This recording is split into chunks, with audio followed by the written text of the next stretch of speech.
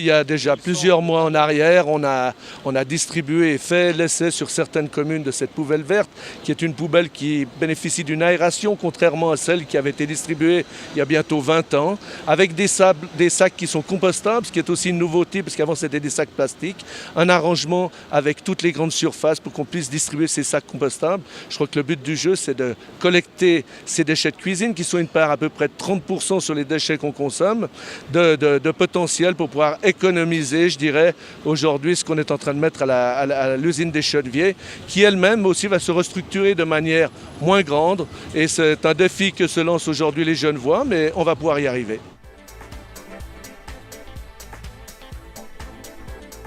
C'est une responsabilisation, je dirais, de notre population pour arriver à ce fameux taux des 50% de poubelles recyclables, de déchets poubelles recyclables, pour justement éviter cette taxe poubelle. On est le seul canton en Suisse à ne pas l'avoir. Pourquoi? Parce que justement les Genevoises et les Genevois ont montré qu'ils étaient contents et heureux de faire le tri. Il manque encore quelques pourcents pour être dans les normes fédérales, mais je pense qu'on va y arriver avec cette campagne, encore une fois, qu'on lance aujourd'hui, avec la distribution gratuitement de 100 000 poubelles dans tout le canton.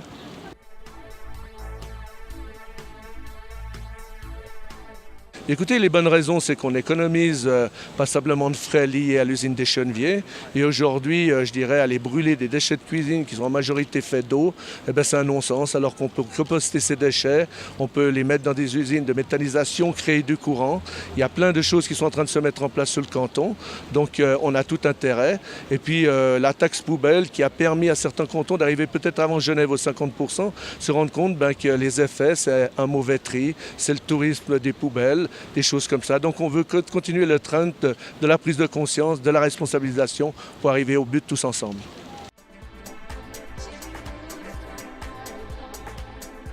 Aujourd'hui, c'est les communes qui se sont annoncées, qui ont les infrastructures nécessaires pour la collecte de ces déchets.